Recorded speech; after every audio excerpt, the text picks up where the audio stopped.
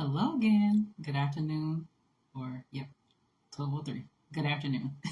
This is Maisha Marie coming to do our Reading the Bible together.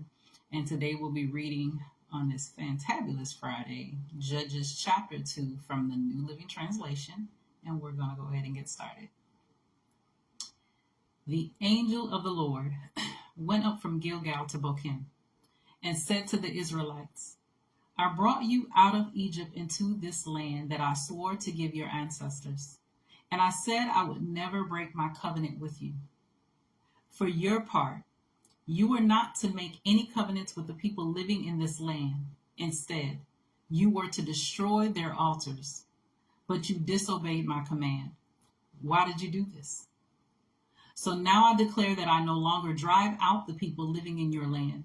They will be thorns in your sides, and their gods will be a constant temptation to you. When the angel of the Lord finished speaking to all the Israelites, the people wept loudly.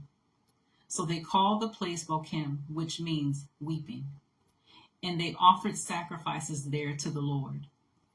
After Joshua sent the people away, each of the tribes left to take possession of the land allotted to them.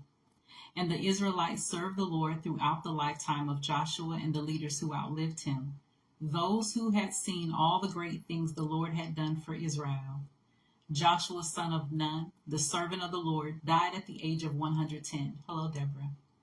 They buried him in the land he had been allocated at Timnath Serah, in the hill country of Ephraim, north of Mount Gassah. After that generation died, another generation grew up who did not acknowledge the Lord or remember the mighty things he had done for Israel. The Israelites did evil in the Lord's sight and served the images of Baal. They abandoned the Lord, the God of their ancestors, who had brought them out of Egypt. They went after other gods, worshiping the gods of the people around them. And they angered the Lord. They abandoned the Lord to serve Baal and the images of Ashtaroth. This made the Lord burn with anger against Israel, so he handed them over to raiders who stole their possessions. He turned them over to their enemies all around, and they were no longer able to resist them. Every time Israel went out to battle, the Lord fought against them, causing them to be defeated, just as he had warned. And the people were in great distress. Then the Lord raised up judges to rescue the Israelites from their attackers. Yet Israel did not listen to the judges, but prostituted themselves by worshiping other gods. How quickly they turned away from the path of their ancestors, who had walked in obedience to the Lord's commands. Whenever the Lord raised up a judge over Israel, he was with that judge and rescued the people from their enemies throughout the judge's lifetime. For the Lord took pity on his people, who were burdened by oppression and suffering.